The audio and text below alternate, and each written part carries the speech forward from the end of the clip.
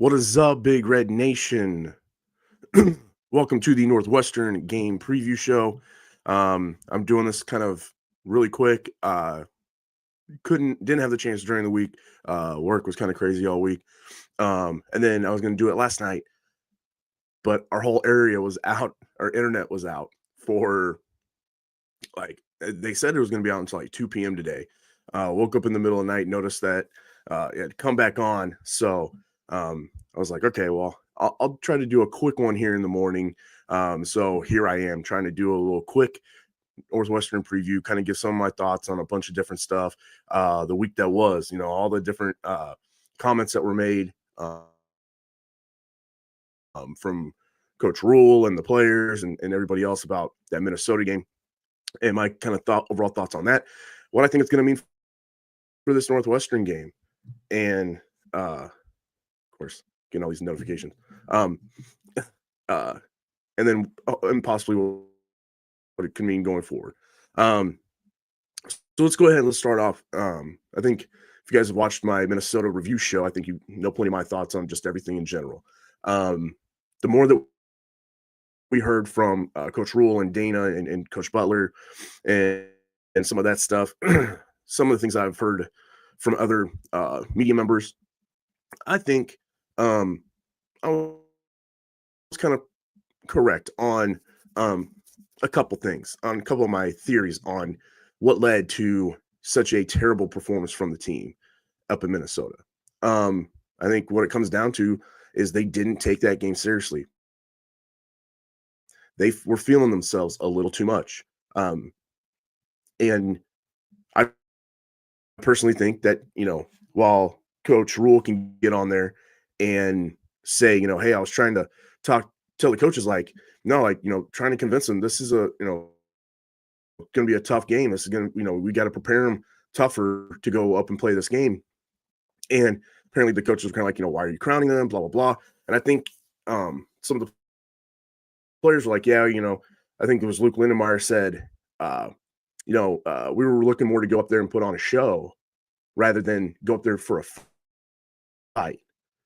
And you guys remember I mentioned something. I didn't think the Matt Rule to Penn State was necessarily the specific distraction, but I personally think the way Matt Rule went about talking about those rumors, I think helped inflame the ego that is the Nebraska Cornhusker team, right?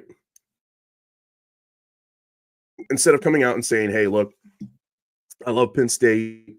Obviously I have all these connections, right? That's always going to be in my heart. But we're not going to talk about the rumors. This is a destination place. I love being here. But we've got a very, very, very tough opponent coming up in Minnesota that we need to be ready to go up and fight. That should have been the message. Instead, it was, hey, this is what happens whenever you're good, whenever you're really, really good, and all you do is win, and hey, blah, blah, blah. And, I'm such a great coach, and so I'll get calls, but whenever, we don't do well, I don't get calls. But hey, we're 5-1, we're playing well, we're doing really good things, and I think that helped. The players are hearing that, right? And maybe even in the team meeting, that's what he was saying, right? Maybe he was sitting there saying, hey, look, guys, don't worry about the rumors. This is what happens whenever you're really, really good. And they believed it. And it's fine to believe that you're a really good football team. Do not get me wrong. But you can't then think that you're just like the bee's knees, right? You can't think that you're just, you are what, God's gift of football. Like, Minnesota was a team that you had lost to for 5 straight times that you played. Now 6 after last week. And that should have been drilled into their heads way more than anything else. Because they should have gone into that game, and that's what I almost thought it was going to be. I was never worried about the Minnesota game this year because of how they went out and played against Wisconsin last year and got that monkey off their back. So, and even initially how they went out and played Iowa too, then it just went south quick. But I kind of thought that's how they were going to attack this Minnesota game, kind of like Wisconsin last year or even Colorado last year. I figured that was going to be that game that was going to be kind of circled as hey, this game we want really bad because we want to help prove that we're a different team. And in fact, it ended up being the game that proved to us that maybe they aren't that much different yet in this program. But I thought a lot of the different comments were very odd. Um, I mentioned on X on my personal X account, it sounded like whenever rules kind of going over different things. Um, and whenever I listened to the interview full or the presser in its full context, my thought changes just a tad. But whenever he was talking about the sacks and Dylan's performance, again, it comes off. I'm hoping that they had a different conversation behind closed doors. But again, it's another presser where it comes off like he's giving Dylan excuses for his play on the field. And, uh, I'm not the only one thinking that because a lot of people liked it. In fact, even Josh Peterson commented on it and said, yes, I agree. That's how it came off to me too. You know, again, it's part of that, like I talked about in the last video, that Dylan Raiola experience. You know, he mentions he likes to. I've heard interviews and stuff in the past, like even last year, or whatever. Dylan likes to be coached hard. He likes to be challenged and stuff like that. But it just never feels like, at least publicly, he's you know challenging him in the coaching. Maybe Glenn Thomas is, maybe Dana is. I don't know, but I think putting a little more onus on him and how he's playing would go a long way. Um, maybe there's a lot of things that were said and talked about in their kind of players, players only meeting. Um, I don't know. And those player meetings like that, sometimes it's the nail in the coffin for your team's success for the rest of the year. And sometimes it works and it bounces you back and um, has you guys more together. But we're going to see against Northwestern. I watched the Northwestern Purdue game. And I walked away going, "Yep, this is your typical Northwestern team, right? They've got a decent quarterback. They got one really good wide receiver. They have about three really good running backs, and they got a good offensive and defensive line. There's nothing that they're going to do on defense that should confuse you on offense, or you know, have you kind of worried about different assignments. Just play good, sound technique football, and you're going to be fine because you are going to. Our offensive line should kind of, I think they're bigger than the Northwestern defensive line. Um, on the opposite side of the football, they're going to run the ball. I think they average like 30 to 40 carries a game or something like that. It's like a really crazy stat. Um, they're the number two rushing, or they have the number two rushing attempts or something like that in the Big Ten. I think only Indiana's ahead of them.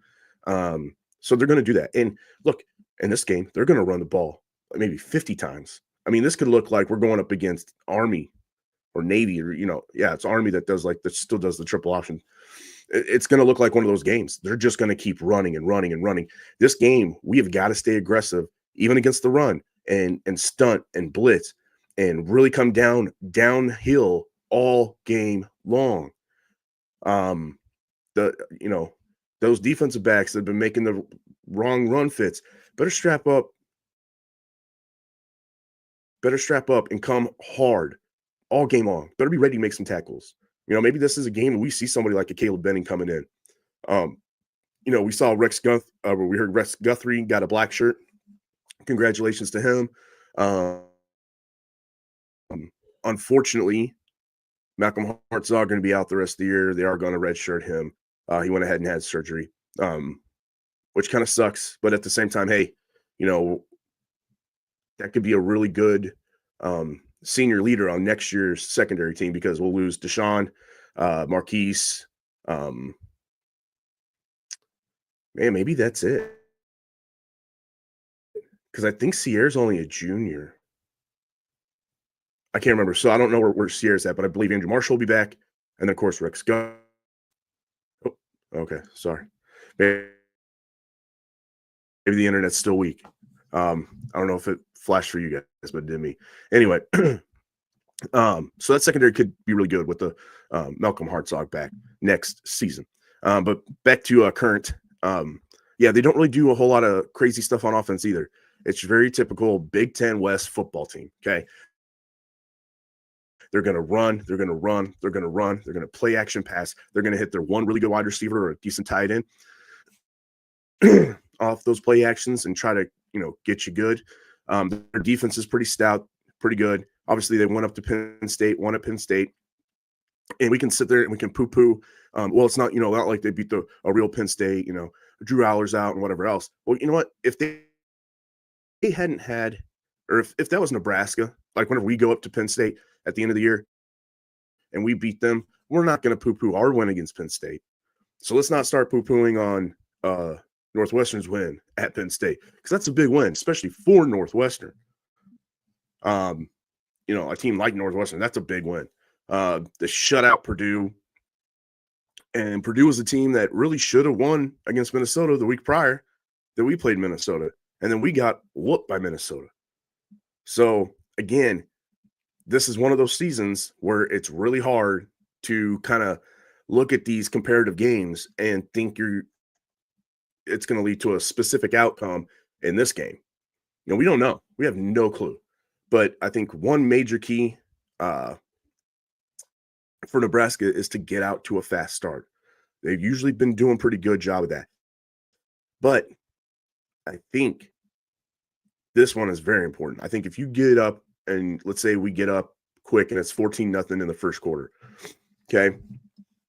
Now the next hump has got to be keep that going. Don't get relaxed. Don't start getting fancy and trying to try new things now because the second quarter we're up 14-0. Now, and not only is it important, obviously, to get to the end of the game and all that stuff, I think it's very important that if we get out to a very quick start and a big lead, that we really finally show, right, that mentality of stomping on the throat and going, right? You're not coming back on us. We are the better team, and now we're going to keep playing like it for the next 3 quarters. Because I think it's important for the mindset and for the culture of this team, for the culture of this program going forward. You had that chance against Minnesota, and now you get the opportunity now as the Husker football team to basically go play Minnesota again, right? Northwestern, Minnesota are very interchangeable. They're very similar. Even with the coaching staff, with everything, right? And if Nebraska wants to prove that we are better, that we are going to be a better program, that we are moving forward, okay, you need to go out and, like, I mean, we'll get to my score prediction, so it's going to kind of contradict what I'm about to say, but we need to go out there and destroy Northwestern, right? To put everything to bed, all the bad talk, all the speculation, everything, put it all to bed. You go out there and you destroy Northwestern. And I'm talking like 42-7 type of game. That's what we need to see today. That is absolutely what I want to see and what we need to see today. I'm not going to go over any stats because, like I said, it's Northwestern. Like, I can already tell you the stats. Preston Stone, pretty good quarterback, had a really good career at SMU until he kind of dealt with some injuries, and then wasn't quite the same, and then got passed over. So then, of course, he transferred from Northwestern. So this is not like a typical Northwestern quarterback that's just kind of eh. He is a good quarterback. He can beat you. He does have a tendency to throw interceptions. So this could be a game if our secondary plays up to their potential and their ability and they know what to do. We could see a couple interceptions, and that would be huge if we can get some interceptions. Again, like I said, I want to see constant pressure. I don't care if they're running the ball 20 times in a row. I want you to still be throwing pressure because the one time it's not going to be a run. It's going to be a play action. And we still need to be there to get some pressure on Preston Stone. Because I think that's the only way you're going to see interceptions.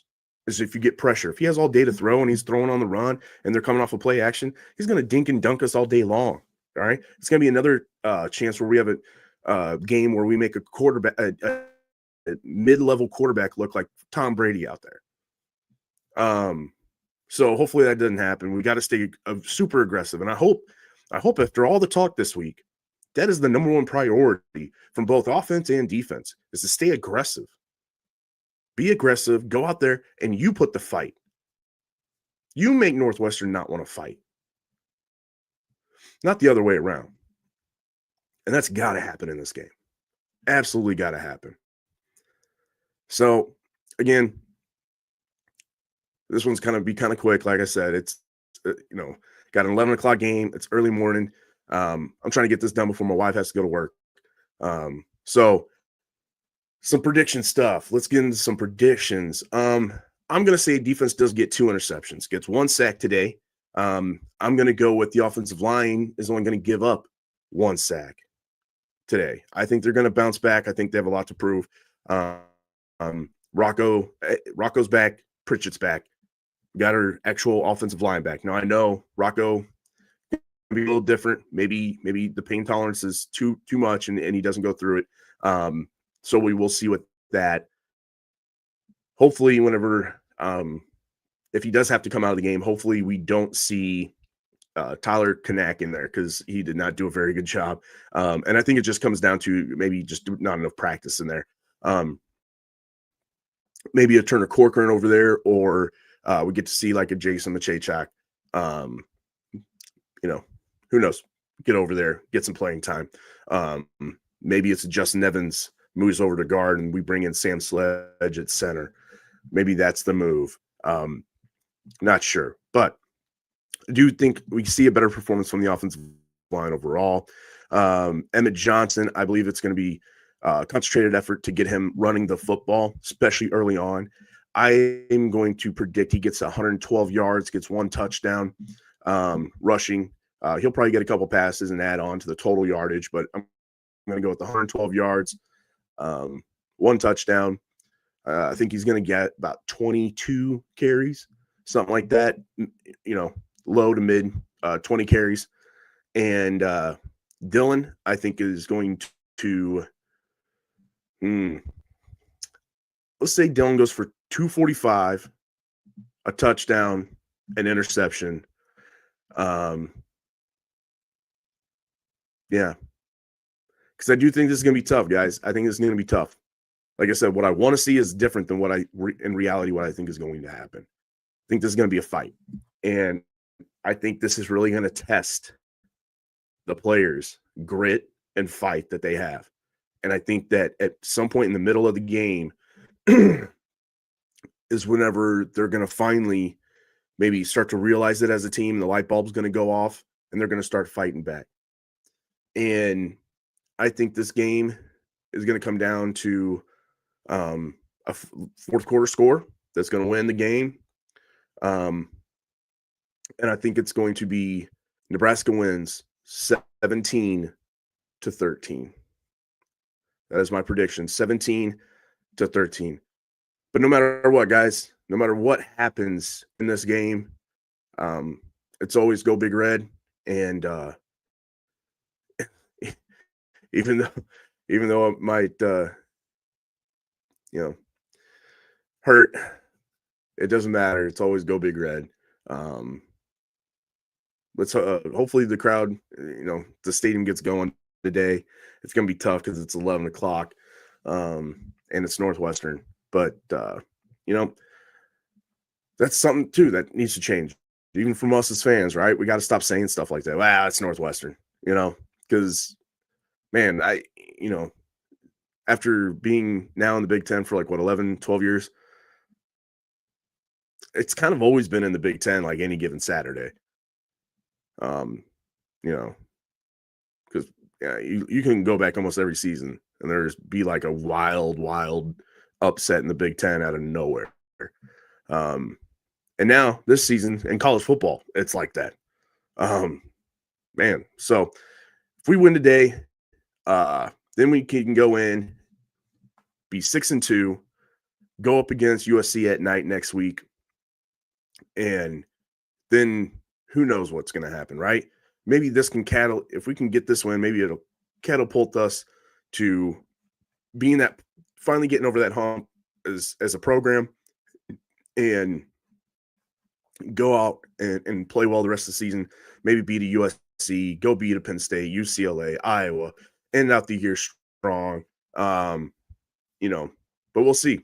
We'll see. If we come out and it's a struggle bus all game long, the rest of the season is going to be a rough rest of the season. But we'll see. Again, every week is different, so I'm trying not to let how last week went kind of cloud my judgment for not just this game but the rest of the season. But with our history, it's kind of hard not to sometimes. But anyway, I'm getting off of here. Go get some pre-gaming done. Get hyped up for this game. Let's go. Go Big Red. See you guys later.